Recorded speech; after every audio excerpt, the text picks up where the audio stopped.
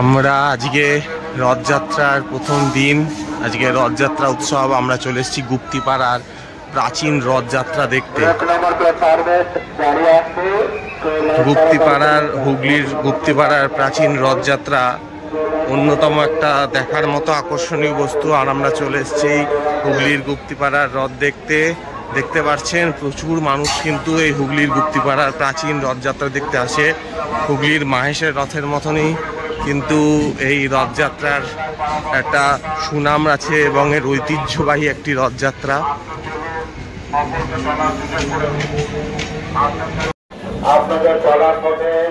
আমরা চলে এসেছি গুপ্তিপাড়ার প্রাচীন রথ দেখতে। আমরা নেমে গেছি গুপ্তিপাড়ায়। ভালো লাগে।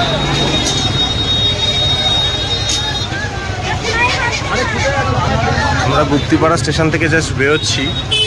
এই গুপ্তিপাড়া স্টেশন, এখান থেকে বেরোচ্ছি। দেখছেন প্রচুর ভিড় রয়েছে, মানুষের প্রচুর ভিড় রয়েছে এখানে।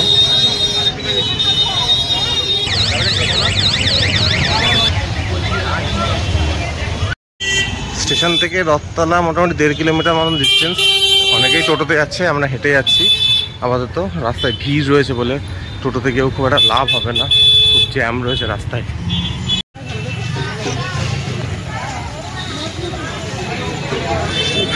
প্রায় স্টেশন থেকে 20 মিনিট হাঁটার পর আমরা অবশেষে পৌঁছালাম এই মেলার প্রাঙ্গণে। এখনও মেলা ঢুকতে প্রায় 7-8 মিনিট পথ বাকি। আমি দেখলাম যে প্রায় 2 কিলোমিটার 250 মিটার মতন ডিস্টেন্স।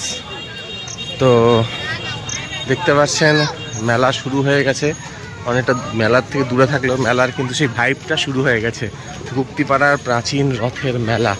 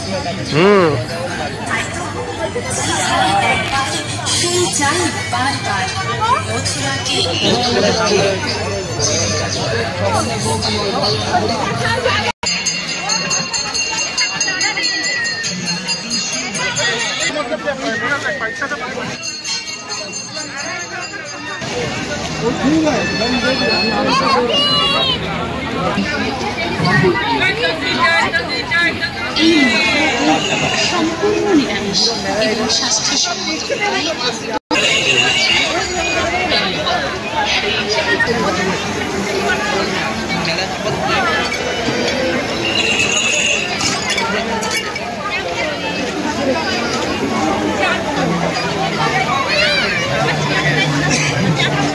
আমরা পৌঁছে গেছি মাসির বাড়িতে। দেখছেন কি সুন্দর করে সাজিয়েছে এই মাসির বাড়ির প্রাঙ্গণটি।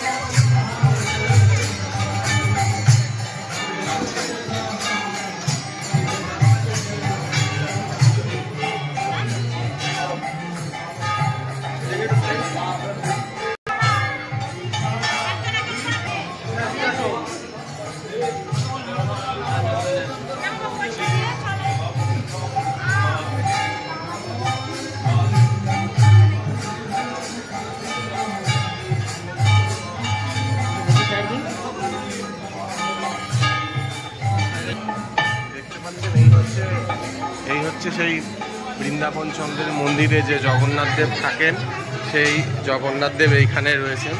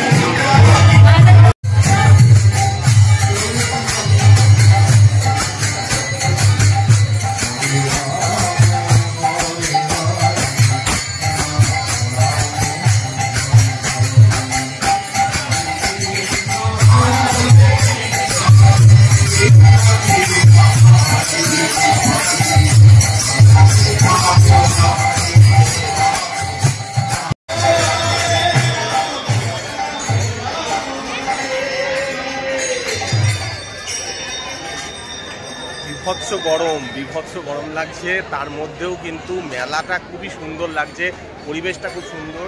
এটা হচ্ছে বৃন্দাবন চন্দ্রের মাসির বাড়ি, কিন্তু মূল যে বিগ্রহটা থাকে সব সারা বছর বৃন্দাবন চন্দ্রের মন্দিরে থাকে, যেটা অলরেডি আমার একটা ব্লগে দেখিয়েছি এবং সেটা ডিসক্রিপশান সেটা লিঙ্কটা আমি ডিসক্রিপশান বক্সে দিয়ে দেবো এবং আপনি উপরের আই বাটনে ক্লিক করলেও দেখতে পারবেন।